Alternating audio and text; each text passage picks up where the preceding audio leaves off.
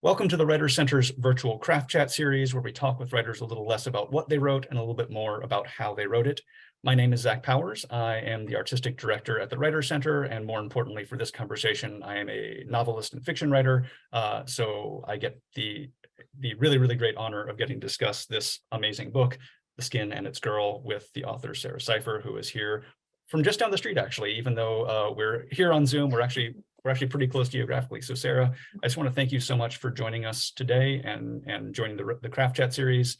And if you have your book handy, I was wondering if we could start things off with just a brief excerpt so everyone here knows what we're going to be talking about. Yeah, sure. I do have my book handy. I ran upstairs to get it right before I hopped on the Zoom.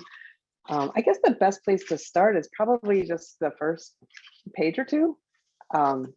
So there's not a whole lot that you need to know. The narrator is narrating to a specific person, her aunt, and each chapter is titled, this one is titled PostMortem.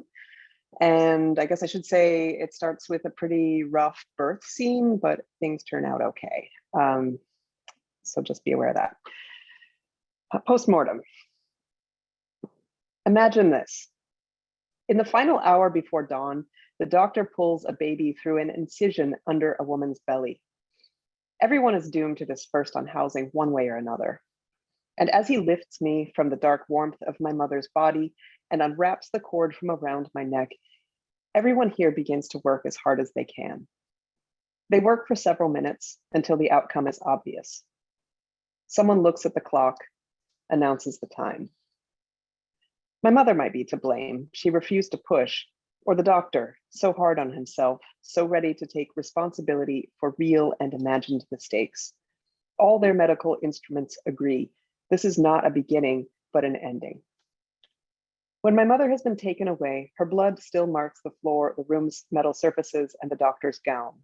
He and the nurse who have stayed behind to clean the body are angry. At my mother, yes, but mostly at themselves, because they made promises to her and to the adoptive parents that my birth would be routine. But at this moment, my skin is a pallid version of my mother's wheat-colored complexion, fading to the flat yellow-gray of death. Blood vessels ruptured in my face during asphyxiation by the cord, and now fine blue filaments around my mouth cause the doctor's hands to shake as he wipes the waxy film from behind my stiff ears. The nurse hands him another rag. When their work is finished, they will swaddle my body and offer my mother and the adoptive parents a chance to speak with the hospital's chaplain. The doctor checks the time of death with the nurse, but he gets no answer. I said, was it 6:38? The nurse is staring at my body with a frown. Imagine their surprise. A vein pulses on the crown of my head. And imagine, as I have many times, the strangeness of what they see happening to my face. It is turning blue. No, not an airless blue. Like a fine network of roots, cobalt filaments are wiggling outward from lips and eyelids, webbing together under the skin across cheeks and forehead. The broken blood vessels seem to multiply with every branching. They grow in density too, coloring my face, down my neck, across my chest, underneath my fingernails, and between my toes. Soon, my entire body is an even, lustrous blue, like a creature from a fairy tale. The nurse asks the doctor, "Have you seen anything like this before?" Later in his report, he will make a fuller description, which will be filed away and forgotten among the handful of other strange cases in the hospital's history, reread only by me a few decades later when the hospital is about to purge its archives. But just now, he can only stare, stranded between curiosity and shock. The nurse sets the bell of a stethoscope on my bare chest and says, "There's a heartbeat." The doctor ignores this observation and gropes for the EEG leads. Yet no doctor in the world needs a machine to prove what anyone's eyes can see. My whole body is alive and blue, the pure cobalt of a gas flame.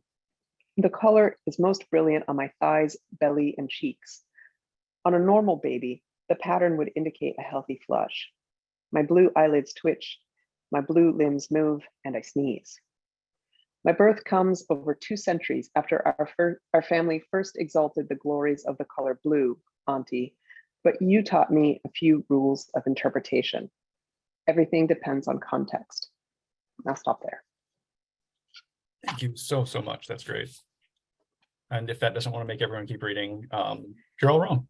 So please from that, get the book and read it. I'm going to hold it up again for visual reference.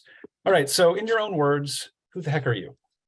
Right, that's a great question. I'm a debut novelist, so nobody knows, or almost nobody. I have spent the last 20 years as a freelance book editor. I started a business not too long after I got out of college called the Three Penny Editor. My wife's in the Coast Guard, so I've bounced sort of all over the country, sort of with her career, but moving my career along with us. My background on my mother's side, I'm Lebanese American. My family immigrated kind of in an earlier immigration wave toward the beginning of the 20th century to the Pittsburgh area, worked in the steel mines. I grew up in that area. Books have just been a huge part of my life for a really long time. I started out in middle school volunteering at the library. I worked in Walden Books in high school. That was my first sort of crappy retail job, but I love the books, and I feel a everlasting connection to booksellers. My sister's a librarian. I studied creative writing. Pretty much all of my work has been really editorial in nature, and I love thinking through different forms and genres. When I worked on this book over a really long period of time, and I'm here in Virginia for at least another year, and super excited to be here. So thank you to the Writer Center for inviting me. Great. How many years was the book project? Let's just go and ask that one. I probably should have carved little marks into the wall behind my desk. In your cell. Yeah, I don't know. It's been a labor of love. I think I started some of the first scenes a handful of years after 9/11. Actually, I was thinking a lot about Arab American identity, kind of as that shifted in my sense of myself too. I picked it up, I put it down. I was still kind of learning to write a novel on this project. I set it aside. I worked on another novel. It went around New York, failed to sell. That happens to so many writers. I don't think we talk about that enough. And I cast around a little bit for a few years, and I decided that I think I was ready to go back for my MFA. And it was a low residency program at Warren Wilson, and I wasn't sure what I was going to work on when I got there, but I picked it up in earnest in probably 2018, 2019, and kind of started with the sort of narrative strategy core and worked outward from there. So, by the calendar, this book has been in my life for about 15 years, but the published version is something that I rewrote from scratch in about 2 years. Thank you. It's always helpful, I think, for people to hear, like, sometimes it's long time frames, sometimes projects percolate forever before they actually get really tackled. So the first tough question we like to ask, some authors hate this one, some like it. I hope you fall into the latter category, is what's a question you really wish someone would ask about your writing? In other words, what haven't you gotten to speak about before? That is a great question. I guess what's really present for me right now is this public facing work of being a writer. I don't think it comes naturally to most of us, but I've found sort of one of the most challenging things, lighthearted things. I didn't title my novel until very late in the process, and I think my fingers are still trying to get used to typing it. So I have a really hard time, me, editor of 20 years, typing my title without typos. And I've had to make a rule that I cannot communicate, especially on social media, before having a cup and a half of coffee, because there are now all of these evil twins to my novel. One is the akin and its girl, the girl and its skin, the skin and its girl. I was just coming up with the sink and its grill. I mean, I think there's this whole family of evil twin titles that my novels running around on the internet. Yeah. Well, I misspelled. I had my book title. The middle word is cosmic, which was spelled as comic a lot of times, and you don't get the little squiggly line because it's another word. The spell check doesn't even catch it. Yeah. Yeah, I find myself typographically challenged more than I would like to admit. All right, so my first big series of questions, I have like a whole page of questions on point of view and perspective, because the novel does, it's like a masterclass in controlling point of view in several different kind of unique, some very unique and some just well executed areas, and things we don't necessarily see all the time in point of view. I say that the first thing is that there's a you in this novel, but it's not written in the second person. So I say it's not rare because I've had 2 recent chats with other novelists who had this point of view, and the term they used was, I have to write it down, first person direct address. So you have a first person narrator who is directly addressing a you in the novel. So I'm really kind of fascinated by it now, because I didn't really ever think of it before, and I've certainly must have read it before, but now it's in my head. Now I'm going to write my own first person direct address because it's in my head. Can you tell us a little bit about this point of view in general? Why did you choose it, and what does it help you accomplish that maybe one of the more standard quote unquote points of view might not have allowed you? Yeah, that is a really great question, because the interesting thing about it is it came super late in the process. I finished a draft of this novel on like March 8th, 2020. And I didn't have representation at the time. So this manuscript was on submission for most of the year. And without that direct address, I knew that it would not be, I mean, a lot of the query letters that I wrote were about sort of shutting down misreadings, hoping that, it would be received like, all right, this is, I'm trying to do something quasi omniscient, that it's like sort of part of the magical conceit.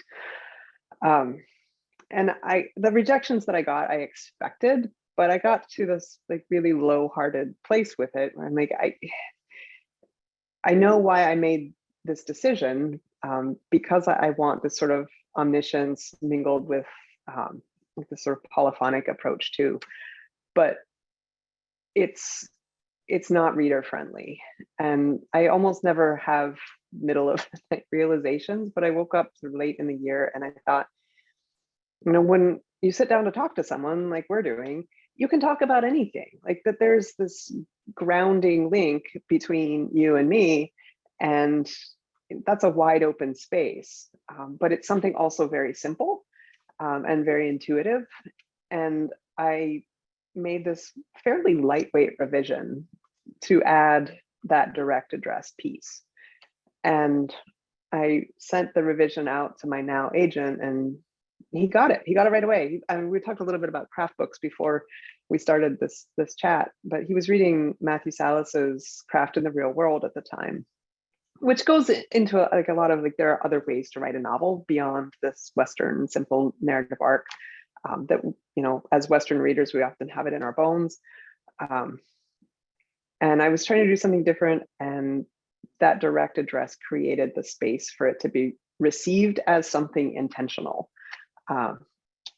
And I guess to the second part of your question, I did one of those book recommendation lists for Electric Lit that was all about direct address. And I had a similar reaction, like, where is this coming from, and who else does it and why? And I noticed that it comes up a lot in queer literature, and it was sort of like queerness broadly received, where there's at least my interaction with it was a real reckoning with narrative authority. Because often, like, as a queer person, you have to come into your voice in this particular way, and it's sort of a sad reality in our publishing and literary space that you've got to fight to be heard if you're doing things differently. And that commanding voice can also feel like a shutdown. But when you address it to a specific listener, it opens something. It's that sort of thrill of overhearing a conversation, and that there's a specificity to it that hedges on generalization. And I thought that was really important for this novel. Yeah, so one of the other novelists we spoke to is Marissa Crane, so another queer novel, and then Jinu Chong, and the narrator that is bisexual, so I don't know. Anyway, so that's resonating now, and now I have to go and do like a deeper dive into this point of view to understand where it's coming from the queer angle. So this is really fascinating. So the second thing, and you brought this up already with the point of view, is the fact you have a first-person narrator talking to someone, but this first-person narrator is, as you said, quasi-omniscient. And for me, I called it almost first-person omniscient. A human character, granted with a slightly potentially supernatural birth, but not outright supernatural, seems to have access to, or at least near psychic speculation about. Because I don't think it's ever implied that this is 100% factual and that maybe isn't even undermined directly later. But access to other characters' thoughts, and then also to scenes she couldn't possibly remember and things she wouldn't actually have even been there for. So how did this come about? Was this, what does that point of view let you do as a writer? I mean, I feel it would be freeing in that, you suddenly you actually have to care whether or not the person could have witnessed or sensed this thing, because you were just giving them an omniscient agency, but you get the voice of the first person, which is sometimes easier to write instead of this godly third person omniscient voice. So how did it come about, and what does it let you do as a writer? Yeah, I mean, I guess there's the pragmatic side of it, which I'll get into. But I think the really beautiful thing about it, and freeing too, is because it allowed me this radical empathy, or to think through my narrator as being sort of radically empathetic for relatives in a way that, I mean, as writers, we can do that for the people around us, but I don't think it is a norm in our culture to really think through other people's experience in their shoes. And that's a big part of what she's trying to do in the story, because she's looking back at her great aunt Nuha, who was sort of the family matriarch and the keeper of the family lore, and who had a pretty important role in teaching or modeling for Betty how storytelling is a form of agency. And it's sort of her secrets that Betty is concerned with. So walking through that life through Nuha's point of view makes sense. But I also step into her grandmother's point of view, and her mother's point of view, and her father's point of view, because I mean, it's anchored by that direct address, right? She's speaking about what she thinks she knows, what she can, kind of guess at or take some creative liberty with. But pragmatically, I mean, with a project that had been in creation for so long, I'd gone through a lot of different narrative strategies for it. I mean, it was a third-person novel, once upon a time, and I had done the work of thinking through these characters, and they had become real to me in a lot of ways that were ultimately important for Betty to think about, interacting with her family story. So a kind of first-person omniscience was a way to preserve some of that work. And I also, I Google or something, but Robert Boswell has a really good essay in defense of omniscience that I was inspired by. I mean, it's we often talk about it as something that's really passé and out of fashion, but I think there's a lot of gifts in being able to enter those points of view, but in anchoring it to first person, it sort of removed, like you said, that godlike layer that was uncomfortable for me as a writer. Yeah. And if Robert Boswell says something, we should all probably just at least listen. Give it a chance to be right. Give it a chance, maybe yeah. 2 or 3 chances to be right. A couple things that I thought about there was, I love the radical empathy of the point of view. And it's interesting too, because it's not empathy in its truest sense, which is recognizing good and bad. It's not just all, sweet stories about these people. It's diving into their characters and diving in, so empathizing with everything to understand who they are.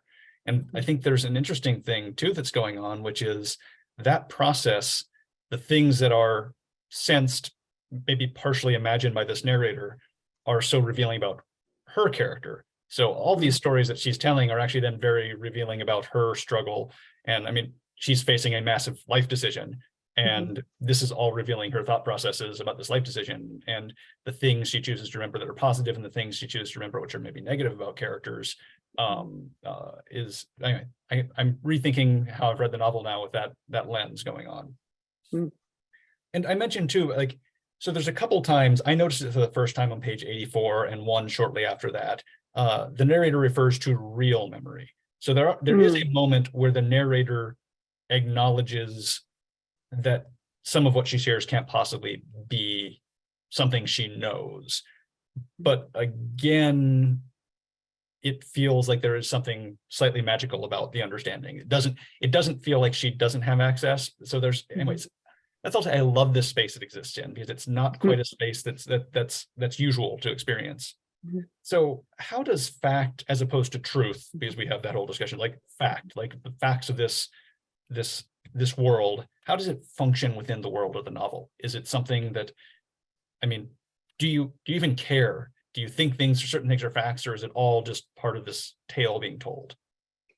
Yeah, and I think you're smart to pick up on the sort of hedges that I built in for the narrator. Like, she knows some things are her best guess, I guess, and that's part of her hedging her own authority as the narrator, which I think is a healthy non-narcissistic trait for a narrator to have. But I mean, I guess I have to acknowledge that there's a real cornerstone of fact and research that this novel has to contend with, which is, what are the historical facts of the city of Nablus and Palestine and Nakba and this family's immigrant experience coming to the United States. So there were things in the world building that I felt I had to get right. And like Betty, I'm a second generation Arab American, and some things are just, the family experience, relatives that pass on, you don't have access to their memories and how things were at that time. So I think in the writing process, I found myself in that like get it right or fact mode. And I was aware of that as, a storyteller's experience. And Betty is a storyteller too. So I think in trying to rebuild and understand her relatives, like she wanted to understand what they went through. And, her family's done the best that they can to pass on their experiences, like as all of our families hopefully do. And it was just, there are a lot of hedges against what might be the case. I mean, in a magical realist novel, like it has more like a foot and a half in realism still. But the fact of narration, or that research component of process, shows up in the story as well. I mean, I think that's what you're getting at, but Yeah, absolutely. not quite. No, that's totally it. And I guess I'm thinking a little bit now too, that it's very interesting, because you mentioned a little bit ago that this was, drafted originally in third person.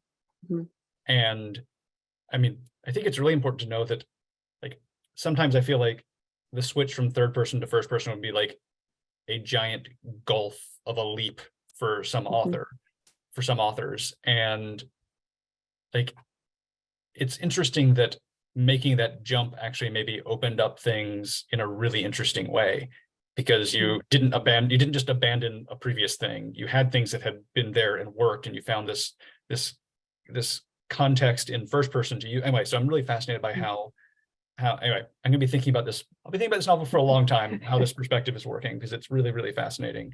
And it's interesting to see how it developed too, and how process, like, there's some arbitrary in a neutral sense of the word, decisions made that end up doing really, really interesting things. So it's just like making a decision sometimes, it's just the thing you need to do. Yeah. And I mean, I guess I should say this too. Like, I mean, in a lot of, settings like this, you get asked, are you a plotter or a pantser? Like, how do you account for what you're trying to do, and how do you keep yourself on track? I mean, and this gets to that wonderful opening of like changing to first to third, or changing perspectives in a way. Like, I love to start with narrative strategy. And I mean, that's something that I've sort of developed over time and has found that it's worked for me. Like, for this novel, like, and the next one that I'm working on now, I found it helpful to create what I call the story Bible, or that it's almost like a set of craft instructions and craft reasoning. Like, if I choose first person, how does that limit me? And what about it when I try it out on the page is exciting to me? Why is it exciting? Like, it's almost this discursive process on the page with myself, or in my journal with myself.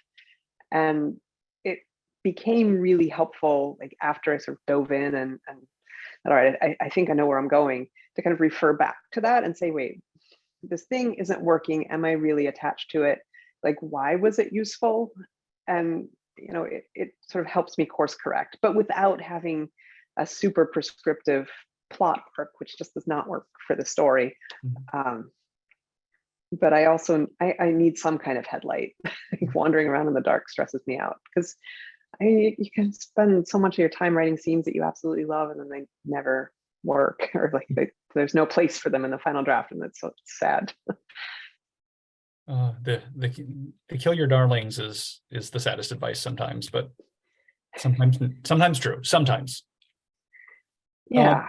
So I just, we've touched on this a little bit, but I'm also interested in like reliability. We talk about reliable narrators, unreliable narrators.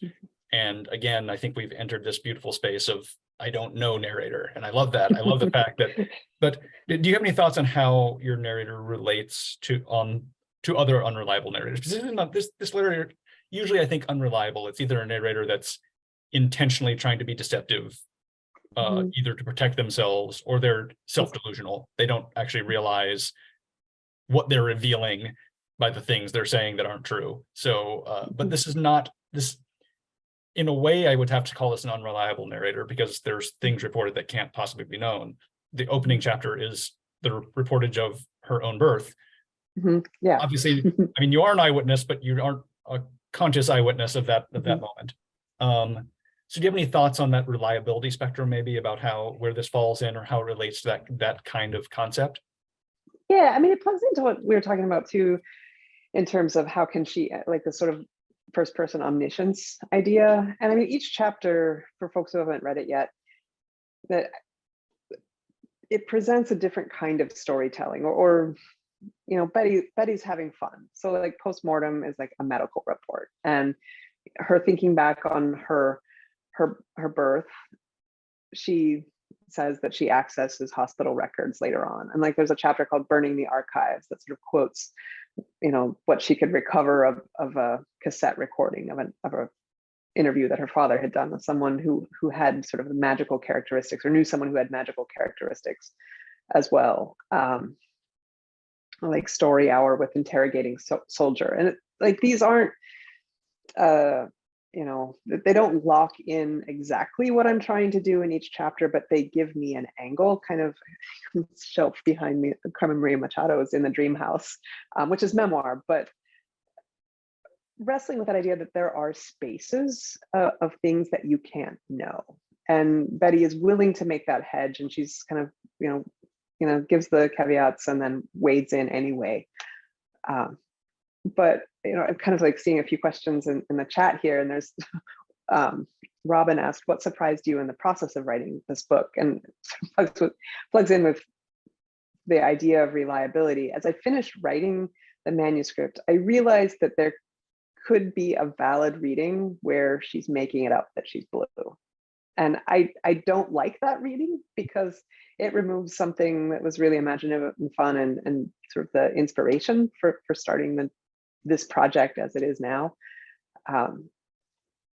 But there are some things that don't matter in a way, or that get at the truth, but may or may not be real. And she's as reliable, I would say, as any committed good faith storyteller is. I find her incredibly reliable, because it feels like maybe it's partly the direct address aspect feels almost confessional, and that grounds it in like, this is a person really trying to grapple with everything in the book. And so truthfulness, again, factuality, we don't know, but I feel this is a very truthful narrator, and nothing is, there's no intent to deceive, there's no intent to do it. The intent feels very pure. And it's interesting, you could read it as not the character is not blue, but yeah, I'm with you 100% that this character is blue, needs to be blue. That's the whole point of, I know I wrote a story once with a high school kid made a small golem, and I was in a workshop and someone just couldn't believe it.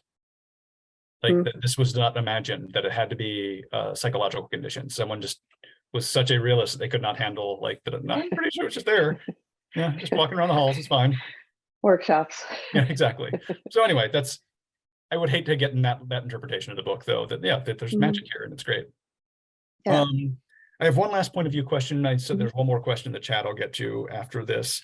And this may be, it's a more unique point of view question, but not one it's a little more familiar in stories, but it's a narrator, an adult narrator looking back on life with their full adult perspective on all these things that are going on.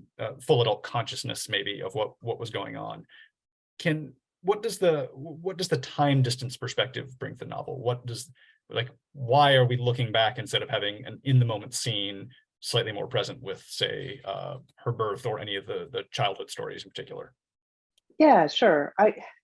Again, there's a sort of pragmatic answer, and then a sort of general, sort of more interesting answer.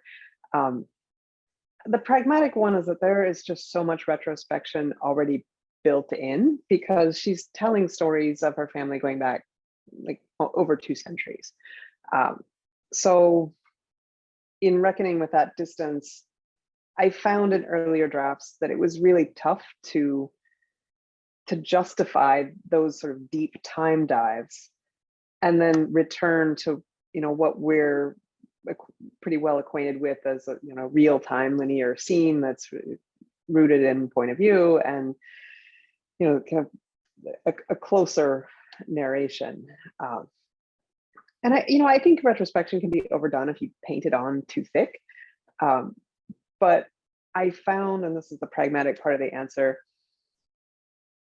on some level, it's really helpful to know what your weaknesses are in your voice that you just can't get rid of. And there's a fanciness that I cannot get rid of in my vocabulary, which I think comes from growing up, sort of the earliest the discursive spaces that I was in was, growing up in the Eastern Orthodox Church with this like super ornate liturgy that I thought was so beautiful. And I found it really moving. I liked going to church, not necessarily for any worshipful purpose, but I loved the language, and it's in my bones. And it comes up when I sit down to write. And maybe we'll get into this a little bit later, but like, how do you reckon with that? And for me, it's really hard to write a child narrator, because in some ways constraints can help the process. I actually love constrained writing prompts and exercises. But in this case, giving that sort of longer perspective and language and ability to make those connections, because the scope of this novel is so big that it often just needed someone with the language and the consciousness to say, hey, this connects to this, for this reason. And, it's fortunately something that kids can't do yet. Yeah, I mean, again, I love it when practical things inform craft, because any decision you make can be interesting, and if it's for a practical reason, it can be just as interesting. And I also love your language, so please keep it. Keep this perspective then, if that's what keeps the language coming, because it's really, really great. So a couple questions have come in the chat. So Aaron asks, can you talk about other works of magical realism that have inspired you or your work? Yeah, sure. I was reading a lot of magical realism for a period of an earlier draft of this, and obviously Gabriel Garcia Marquez. My mind always tends to blank when I'm asked for specific books, but I think that there's like so much contemporary writing that has absorbed some of the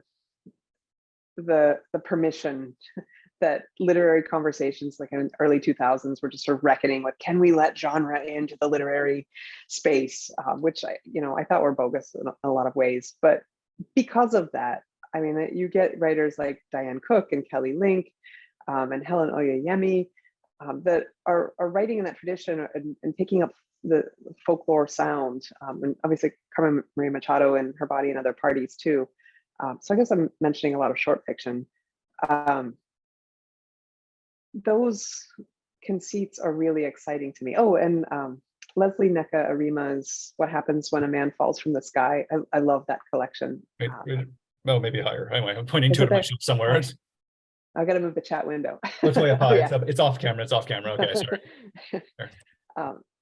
Somewhere right around there. Okay. I know, I've got all my favorite books behind Yeah. me too. Yeah, there's something about short fiction, I think, that allows for exploration of like cool ideas and conceits that I found really inspirational. So I get, maybe that's where I find a lot of them now. Yeah, I get a little Karen Russell in your writing. Karen Russell too, yeah, of course. Yeah. And I mean, and this project, I mean, maybe not quite the language, but there was something with Call Me Zebra by Azarine van der Vliet Illumi.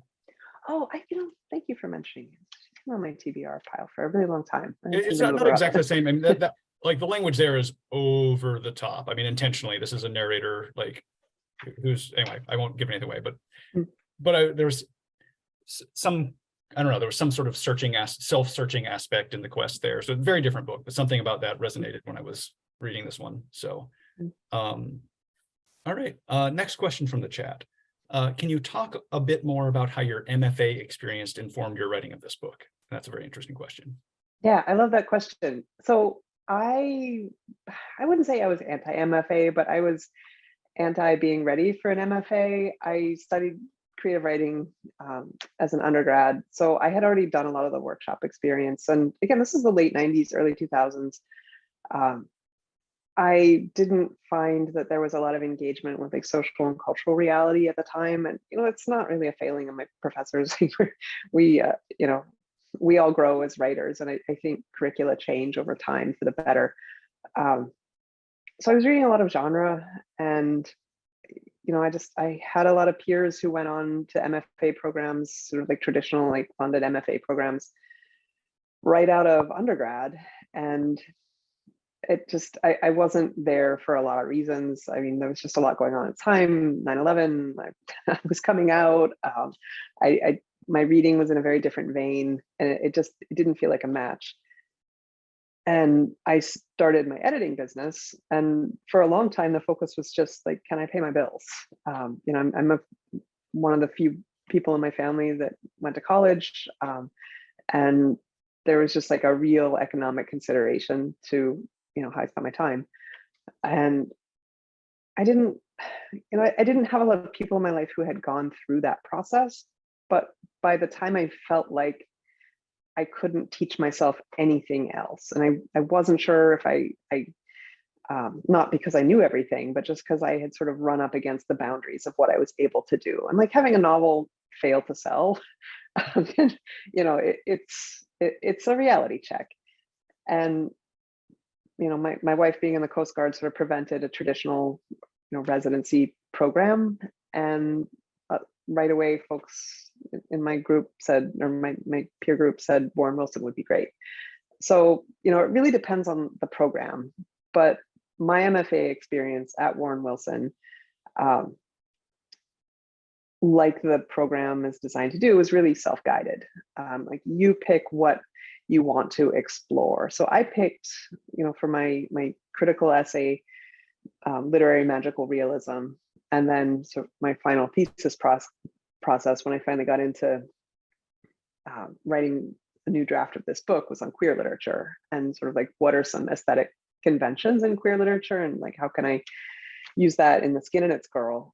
And I don't know, the critical component for me, and I'm kind of a nerd that way, being able to articulate why writers make decisions, or like that simple process of saying, what's affecting me most in this thing that I've read, and why, and how does it work? And that like kind of crucial question of how, and being able to explain it,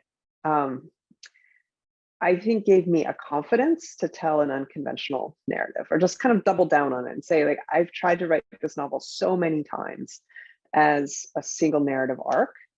And I think that's a core reason why I kept setting it aside, because the scope just doesn't fit that way. And that the aesthetic choices that I made, and the sort of, storytelling considerations, just, it was an uncomfortable fit. It was the wrong size shoe. And being able to explain, why you want to break the rules, and what you want to accomplish with that, and to do it with some confidence, and also have a lot of other models, and you just be surrounded by people who are equally engaged in their craft. I mean, honestly, the community of it was really important too. Like, everybody else in this room is working as hard as I am and passionate as I am about this project. And we all have things that we can teach each other. Like, the conversations that you have in an MFA program can just be unparalleled with outside of spaces like this. Like, this is such a gift. I don't know, it just really reinvigorated me on a lot of levels, like community and craft. Great. Yeah. And I had a lot of doubts too. Like, if you're thinking about it and it's a maybe, like I said, like, just dive in and like try, like, the problems, the solutions will come, usually, I hope. Thank you. So just a reminder, we have about 15 minutes left. So if you have any more questions that you want to put into the chat window, please put the questions in. We're happy to get to them. For now, though, I have another question, and I'm really interested in this, and I think you might be too, because I mentioned it on, I think I saw it, and this was the one I grabbed from the topics list that I saw, which is because there's so many personal situations of your characters and their stories, you were concerned with avoiding conventional Western structures like a single plot arc. And I think that's really interesting to talk about, especially in light of recent conversations in creative writing, the creative writing world, whatever that means. Can you elaborate on that, and what were you trying to do, and why was it important to do so?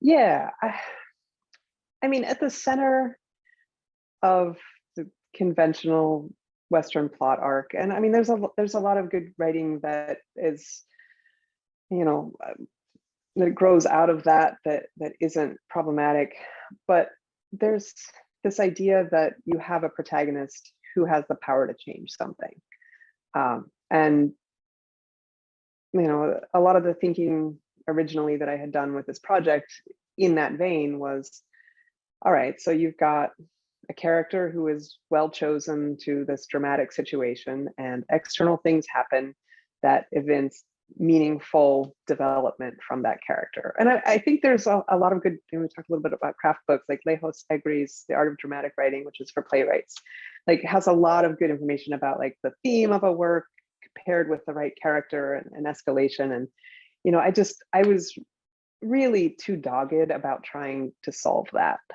and realizing that, you know, as someone who felt, like, at various times in my life when I didn't have a voice, like, you know, you still find your way to move onward. And for me, that has always been storytelling.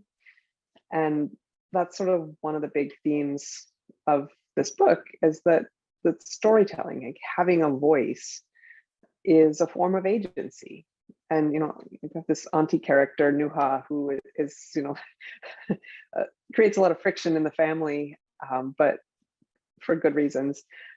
She uses her storytelling to take up space, and also kind of to distract, you know, sort of like do the like little tap dance to distract from things that she doesn't want people to look at.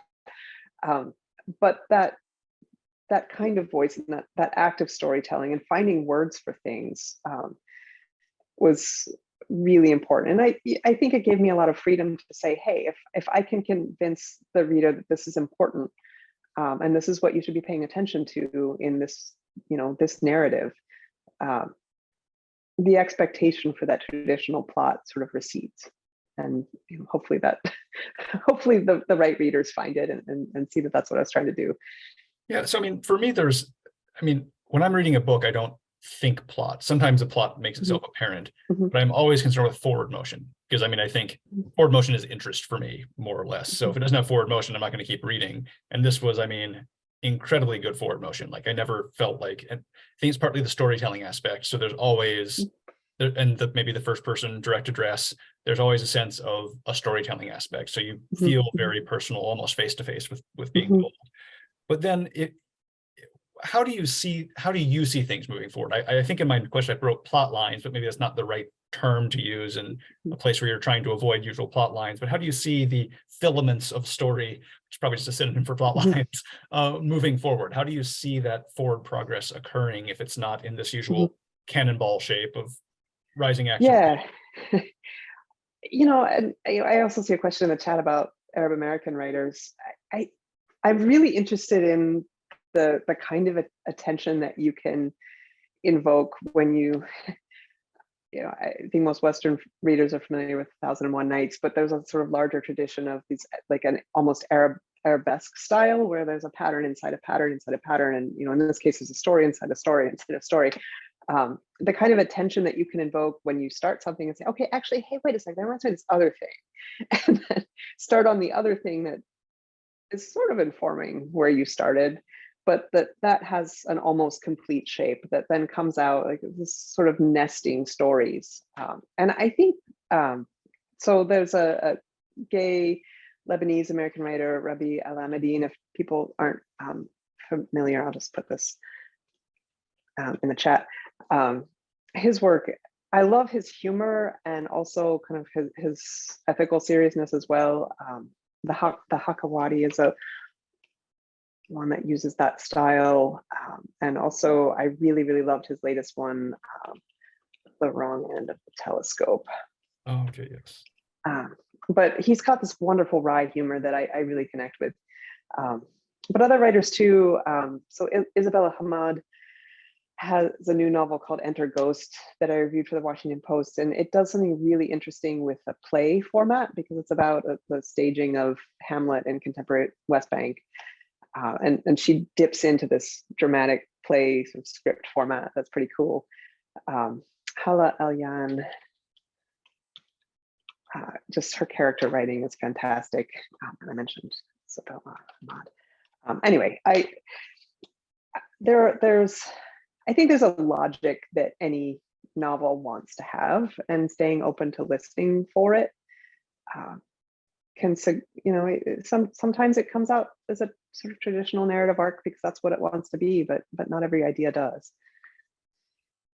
So you mentioned having these sort of like, there's sections, something reminds the narrator of something else, and it's nested. I think you use nested as the word. Mm-hmm. How do you strategize the placement of those things next to each other? Is it purely just gut feeling, or are you intentionally looking for some element of juxtaposition? Maybe it could be thematic, but I mean, it could just be a detail or a character or a setting. What are you looking for to make those connect and cohere or adhere, maybe? I love what you said about fiction writers needing to read poetry, because there's all kinds of other logics that poets experiment with and work with as a natural part of their process. And I think I use the sort of associative leap a lot in The Skin and Its Girl. And for me, the process of, I really thought about it as sort of units of chapters. And if I could just get through this one chapter, then I can think about what the next one wants to be without necessarily being sure what that is. And, but there was just sort of the pragmatic considerations of it, like, okay, folks need to meet all of these characters, and there's a lot of characters. Folks need to know what Novelist was like in 1850 and in 1950. All right, well, it's about time, like, folks need to know what's going on with Betty at age 3, where we left her last. So that there was almost, and I think this comes from writing for a while and reading a lot, that you just sort of develop a sense of it's about time. Almost like, if you're cooking a lot, you're like, all right, the pasta's in the water. It's been in there a while, I should probably check on it. Or, that garlic smells like it's been in there just a tad too long. And I think we have these instincts that, in all parts of our lives, writing's no different. It's cooking. It's cooking sometimes. Yeah, it is cooking. It's not baking. There's none of the math of baking. It's cooking. I wish there were. Yeah. It would make it so much easier. Yeah, so I wanted to go to, I was also thinking too, like your sections are longer than some of these, but I was thinking Jenny Offel or Maggie Nelson. I mean, the people with like the really fragmented styles where the cumulative effect of the different fragments coming together is way bigger than the sum is greater than the whole is greater than the sum of the parts. What is the phrase I'm trying to use? Yeah. One of the first advisors that I worked with at Warren Wilson was Karen Brennan, who is a poet as well. And that's sort of one of the first things that she wanted to push me on, like knowing that I'm like trying to reach for things. And sometimes it's just hard to get there in this sort of like stumbling, well, let me tell you what I'm trying to do. And like, just go there and like trust the reader to go with you. So, she had me reading, obviously Jenny Offel, and Marguerite Duras, and who else am I thinking of? Author of Break It Down. I don't know. There's Google. Yeah. I'm blanking on her name. I'm gonna be embarrassed later, but just these short crots. And actually, Olga Tokarczuk does it a lot in Flights, which is a door stopper of a novel. But I absolutely loved it because there's a sense of fun about leaping around too. And I think we don't often give ourselves that freedom as fiction writers because we do feel like we have to obey world building and everything else. Sometimes it's like hopscotch is cool.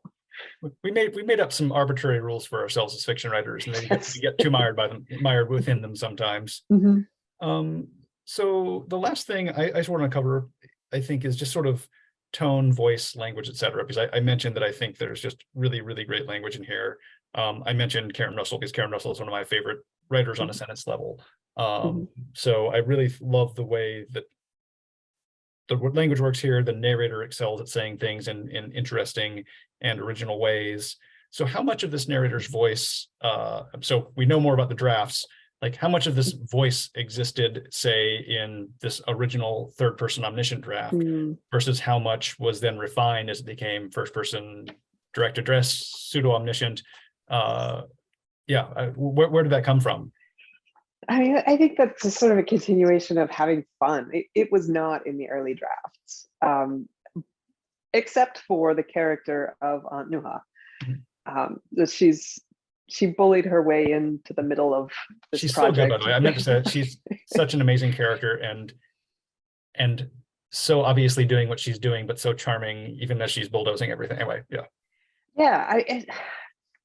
it's her voice that really led the way. It's the way she can work pointed humor to get her way, when to complain, when to back off, when to make a wry remark. And I just started to notice how much fun she was to write. And I realized, all right, I think more of that wants to come in. And I mean, I mentioned Rabi Al-Amadin. He uses a lot of that humor too, that you're talking about something serious, but you need to break it up. I mean, about Israel and Palestine, and it's a heavy topic.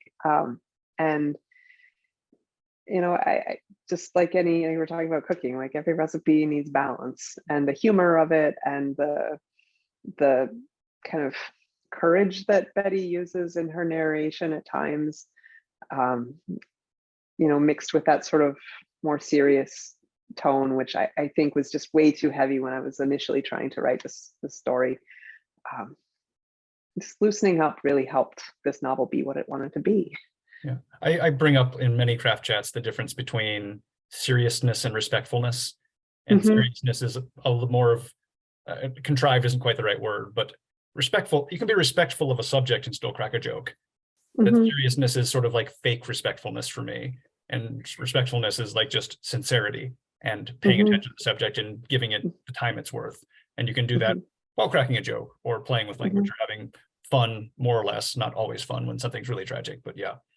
So and it's just like being able to jump around and like it's a tension release too. I mean, like we theorize that humans laugh because it's a way of diffusing tension. And as writers, we're told like, all right, your writing needs tension, your writing needs tension. Also, it sometimes needs a laugh. Right. Well, we're right at our stop time. So I want to go to the last question we like to ask our guest, which is, what's one piece of writing advice you'd give to a writer just starting out? I had a great time talking to high school students a couple of weeks ago at Woodson High. And I talked about finding your community because, I think there's this hierarchy that is imposed or we perceive it as being imposed on the literary world. Like, oh, if I can just get to this next thing, or if I can get that publication credit, or if I can get that publisher or event or whatever it is, that can be really toxic. And, it sort of ends up in cliques instead of communities. But I think, like a space like the Writer Center, like really trying to bring people together around wanting to do what they like to do. And, learn interesting ways to do it and new books to read and introduce to new authors to read. That just being able to share an affinity around what books are helps a lot, because writing is running a marathon, and you need folks around you to do that. But I guess also just don't be discouraged by rejection ever, and sometimes that rejection is sort of the less explicit, just indifference.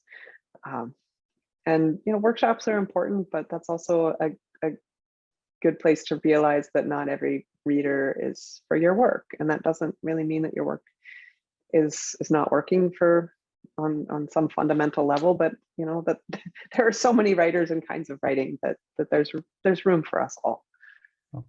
I love that. Thank you so much. And everyone, please, if you're able, buy a copy of The Skin and Its Girl, and if not, get it from your library. Sarah, thank you so much. This has been outstanding. I feel inspired and informed. Speaking of community, I feel like going and tackling some writing tomorrow myself. So I hope everyone else does too. And have a great evening. And hopefully we'll see you around.